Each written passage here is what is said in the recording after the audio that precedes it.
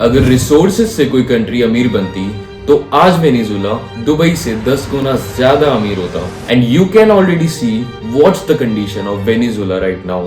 1998 तक ये country 38.2 million barrels per day निकाल रही थी, पर फिर हुई एक फैटल गलती। उन्होंने सिर्फ ऑयल पे बेट लगाया। उनका ना तो कोई इंफ्रास्ट्रक्चर था, no manufacturing, no technology and nothing. और जब पूरा ही सिस्टम ऑयल रिजर्व पे या फिर किसी एक रिसोर्सेज पे डिपेंडेंट हो जाता है तो फिर होता है करप्शन। 2002 में गवर्नमेंट ने अपनी ऑयल जेंट कंपनी PDVSA से एक ही दिन में 18,000 इंजीनियर फायर कर दिए। मतलब 40% ऑफ टेक्निकल ब्रेन एक दिन में वाइप आउट। प्रॉब्लम और बड़ी कि वेनेजुला का ऑयल सऊदी जैसा लाइट नहीं होता, क्योंकि उनका ऑयल थोड़ा हैवी है। Special chemical, machines and daily maintenance चाहिए। पॉलिटिक्स ने ऑयल इंडस्ट्री को तो कवर अप कर लिया, बट उनकी maintenance and their servicing cost is way too much. And then plants बंद हो गए और 2014 में पूरी इकोनॉमी कोलैप्स हो गई। एंड इसकी उसका फायदा चाइना ने सबसे ज्यादा उठाया। Fast energy,